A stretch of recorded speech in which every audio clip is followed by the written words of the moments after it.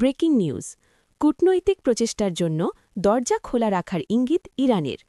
পাকিস্তানের রাজধানী ইসলামাবাদে প্রধানমন্ত্রী শাহবাজ শরীফ ডানে স্বাগত জানান ইরানের পার্লামেন্টের স্পিকার বাঘের গালিবাফকে বা থেকে দ্বিতীয় গতকাল ইসলামাবাদে। কূটনৈতিক প্রচেষ্টার জন্য দরজা খোলা রাখার ইঙ্গিত ইরানের। ইরানের পার্লামেন্টের স্পিকার এবং যুক্তরাষ্ট্রের সঙ্গে আলোচনায় ইরানের প্রতিনিধি দলের প্রধান মোহাম্মদ বাগের গালিবাফ পরবর্তী কূটনৈতিক প্রচেষ্টার জন্য দরজা খোলা রাখার ইঙ্গিত দিয়েছেন। আজ রবিবার সামাজিক যোগাযোগ মাধ্যম এক্সে বেশ কয়েকটি পোস্ট করেন তিনি। গালিবাফ বলেন, আলোচনার এই পর্বে যুক্তরাষ্ট্র ইরানি প্রতিনিধি দলের আস্থা অর্জনে ব্যর্থ হয়েছে, কিন্তু এখন এটি সিদ্ধান্ত নেওয়ার সময় এসেছে যে যুক্তরাষ্ট্র আমাদের আস্থা অর্জন করতে পারবে কিনা।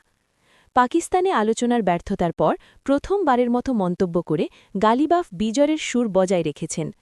তিনি আরও বলেন, আমরা সবসময় ইরানের জনগণের অধিকার রক্ষায় সামরিক অ্যাকশনের সমান্তরালে শক্তিশালী কূটনীতির ওপর জোর দিই।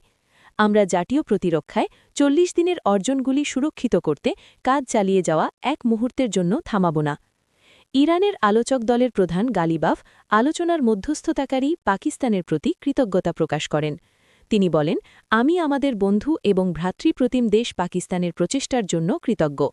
তারা এই আলোচনার প্রক্রিয়াকে সহজতর করতে সাহায্য করেছে। পাকিস্তানের জনগণের প্রতি আমার শুভেচ্ছা জানাই।